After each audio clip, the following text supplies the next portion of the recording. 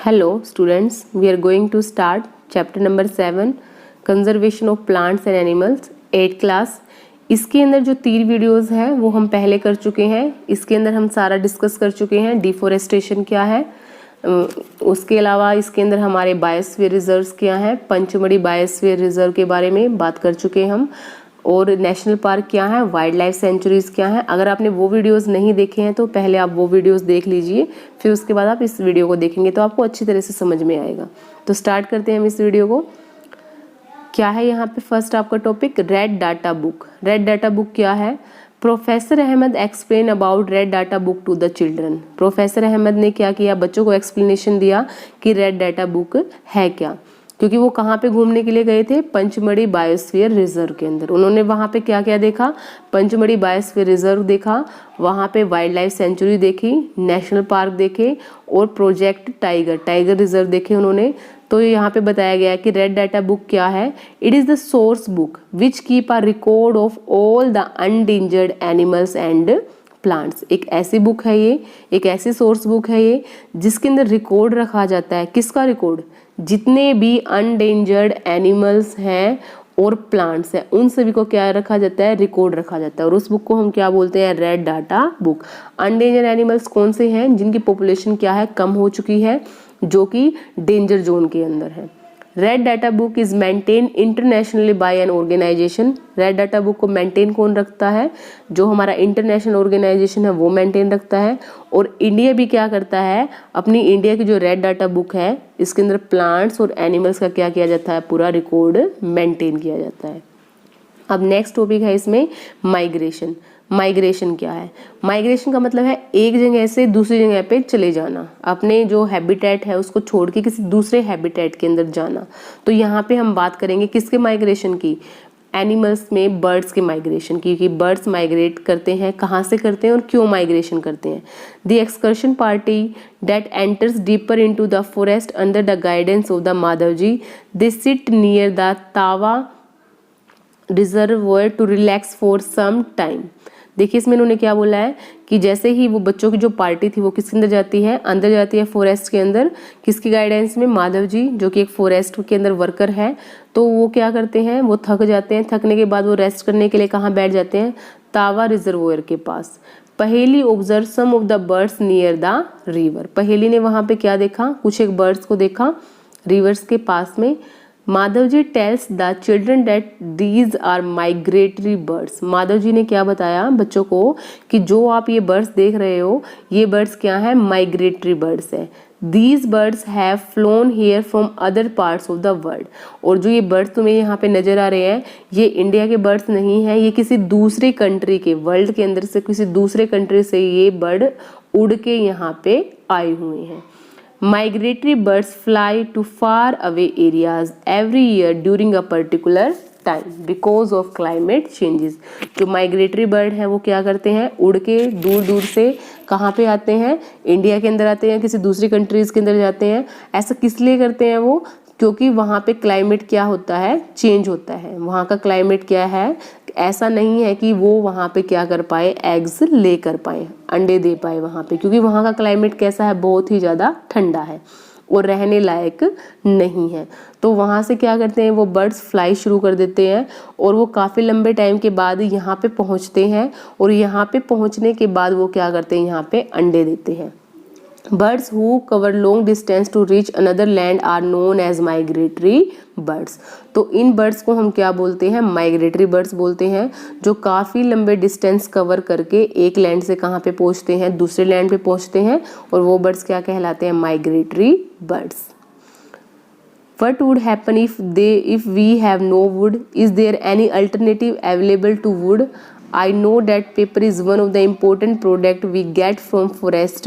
I wonder whether there are any alternative available for paper। तो पहेली के mind में यहाँ पे क्वेश्चन आया कि क्या होगा अगर हमें वुड अवेलेबल ना हो। और जैसे कि हम जानते हैं कि जो हम पेपर बनाते हैं उसका यूज़ करने के लिए, उसको बनाने के लिए भी हम किसका यूज़ करते हैं, वुड का यूज़ करते हैं। तो हमारे पास क्या कोई अल्टरनेटिव है, क्या कोई ऑप्शन है कि जिससे हम क्या कर सके, पेपर बना सकें। तो इसलिए इन्होंने बोला यहाँ पे रिसाइकलिंग ऑफ पेपर। हमारे पास कोई अल्टरनेटिव नहीं है जिसका यूज़ करके हम पेपर मैन्युफैक्चर कर सके, वुड मैन्युफैक्चर कर सके। तो इसके लिए हमें क्या करना पड़ेगा, हमें अपने पेपर्स को बचाना पड़ेगा, हमें पेपर्स को वेस्ट नहीं करना है। और अगर वेस्ट नहीं करना है तो जो पेपर हमने यूज़ किए हैं उन पेपर्स को हम क्या कर सकते हैं, रिसाइकिल भी कर सकते हैं। तो अभी हमारा जो नेक्स्ट टॉपिक है वो यही है, recycling of paper. Professor Ahmed drew attention of the children to another cause of deforestation. He tells that it takes 17 full grown trees to make 1 ton of paper.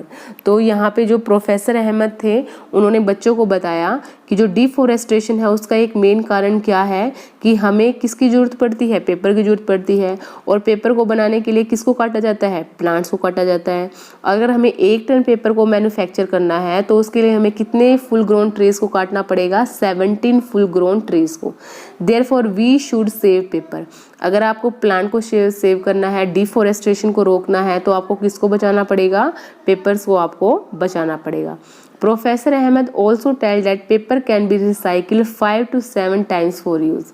जो पेपर हम use करते हैं उसको हम कितने टाइम रिसाइकिल कर सकते हैं, 5 से लेकर 7 बार। If we students save at least 1 sheet of paper in a day, we can save many trees in a year. अगर एक बच्चा भी 1 शीट ऑफ पेपर को डेली क्या करेगा, सेव करेगा, तो इस तरह से हम क्या कर पाएंगे, कई सारे ट्रीज को सेव कर पाएंगे एक साल के अंदर। We should save, reuse, use paper and recycle it. हमें क्या करना चाहिए, सबसे पहले तो हमें सेव करना है पेपर को। अगर हमने यूज़ कर लिया है उसको रीयूज़ करना है, और रीयूज़ करने के बाद हम क्या कर सकते हैं, उसको रिसाइकिल कर सकते हैं। But this we not only save trees but also save energy and water for manufacturing paper. इससे हम खाली प्लांट्स को सेव नहीं करेंगे, इसके अलावा जो उनको बनाने के लिए एनर्जी की ज़रूरत पड़ती है, जो पानी की ज़रूरत पड़ती है पेपर्स बनाने के लिए, उसको भी हम क्या करेंगे, सेव करेंगे। Moreover, the amount of harmful chemicals used in paper making will also be reduced. क्योंकि पेपर को बनाने के लिए क्या करना पड़ता है, हमें केमिकल्स का यूज़ करना पड़ता है, और केमिकल्स भी यूज़ कम होंगे अगर हम क्या करेंगे, पेपर्स को सेव करेंगे। अब देखो यहाँ पे बूझो के माइंड में कोई क्वेश्चन है, is there any permanent solution to the problem of deforestation. क्या यहाँ पे कोई परमानेंट सोल्यूशन है कि जो हम डिफोरेस्टेशन की जो प्रॉब्लम है उससे बच सकें। तो ये आप सोचेंगे क्या हो सकता है हमारे पास सोल्यूशन, ये सोल्यूशन है हमारा रिफोरेस्टेशन। देखो अगर हमें अपने यूज़ के लिए हमें क्या करना पड़ेगा, प्लांट्स को तो काटना ही पड़ेगा, क्योंकि हमें पेपर्स की भी ज़रूरत है, हमें दवाइयों की भी ज़रूरत है।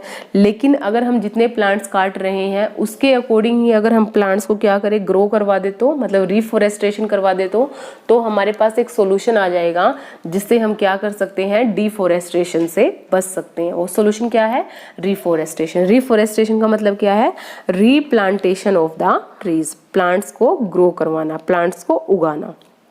तो देखिए रिफोरेस्टेशन में क्या है, professor Ahmad suggest that the answer to deforestation is reforestation.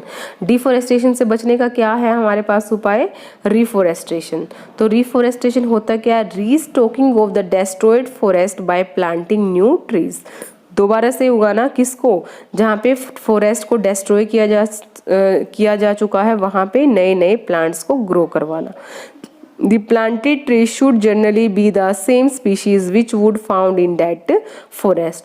और जो प्लांट्स हमें वहाँ पे उगाने हैं वो उसी स्पीशीज के उगाने हैं हमें जो कि वहाँ से डिस्ट्रॉय हो चुके हैं। We should plant at least as many trees as we cut. हमें क्या करना चाहिए, जितने हमने प्लांट काटे हैं कम से कम उतने प्लांट्स तो हमें लगाने चाहिए। उससे ज़्यादा तो लगाएंगे तो और अच्छा होगा हमारे लिए, लेकिन जितने काटे हैं उसके इक्वल तो हमें लगाने ही चाहिए। Reforestation can take place naturally also. Reforestation naturally भी किया जा सकता है। If the deforested area is left undisturbed, जहाँ पे डिफोरेस्टेशन हुआ है अगर उस एरिया को हम खाली छोड़ दें कुछ टाइम के लिए, कुछ सालों के लिए, तो वहाँ से दोबारा से क्या हो जाएगा, अपने आप से प्लांट ग्रो करना शुरू कर देंगे। In natural reforestation there is no role of human being. जब नेचुरल रिफोरेस्टेशन होता है तो उसमें ह्यूमन बींग्स का कोई रोल नहीं है। We have already caused tremendous damage to our forest. हम क्या कर चुके हैं, पहले ही अपने फॉरेस्ट को काफ़ी ज़्यादा नुकसान पहुंचा चुकी हैं। If we have to retain our green wealth for future generation, plantation of more and more trees only option. अगर हम चाहते हैं कि जो हमारे आने वाले जो जनरेशन है वो हरे भरे को देखे, वो प्लांट्स को यूज कर पाए, तो हमें क्या करना पड़ेगा, एक ही ऑप्शन है, हमें ज्यादा से ज्यादा प्लांट्स को ग्रो करवाना पड़ेगा, प्लांटेशन करना पड़ेगा। Professor Ahmed told them that in India we have the Forest Act. This act is aimed at preservation and conservation of natural forest and meeting the basic need of the people living in or near the forest. Professor Ahmad ने बताया कि India government क्या करती है, अलग अलग act लागू करती है फॉरेस्ट को कंजर्वेशन करने के लिए, और फॉरेस्ट तो कंजर्वेशन होंगे ही होंगे, इसके साथ में जो वहाँ पे रहने वाले जो आदमी हैं नियर बाय एरिया के अंदर जो फॉरेस्ट के अंदर रहते हैं, उनकी जो बेसिक नीड्स हैं वो सारी भी उनकी कंप्लीट हो सके। After some rest, Madhavji asked the children to start heading back because it is not advisable to stay in the jungle after sunset. Madhav ji हर चीज के बारे में बता चुके थे, वहाँ पे जो बायोस्फीयर रिजर्व था, नेशनल पार्क था, वाइल्ड लाइफ सेंचुरी थी, तो उन्होंने क्या बोला कि अब हमें वापस चलना चाहिए क्योंकि जंगल के अंदर सूर्यास्त होने के बाद रुकना क्या है, सेफ नहीं है। On getting back, Professor Ahmed and the children thank Madhavji for guiding them through this exciting experience. यहाँ पे जब वो वापस चले वहाँ से, तो पहुँचने के बाद वापस जब वो अपने घर के लिए वहाँ से निकले, तो उन्होंने किसका थैंक किया, प्रोफेसर अहमद का। बच्चों ने क्यों किया, क्योंकि माधव जी को भी थैंक्स किया, क्योंकि जो माधव जी हैं उन्होंने क्या किया था, पूरा वहाँ पे गाइडेंस दिया, उन्होंने पूरा अच्छी तरह से एक्सप्लेनेशन किया कि बायोस्फीयर रिजर्व क्या है, किस टाइम हमें क्या करना है, किसको यहाँ पे परमिशन है, किसको परमिशन नहीं है, कैसे हम अपने बायोस्फीयर रिजर्व को मेंटेन रख सकते हैं, कैसे प्रोटेक्ट कर सकते हैं।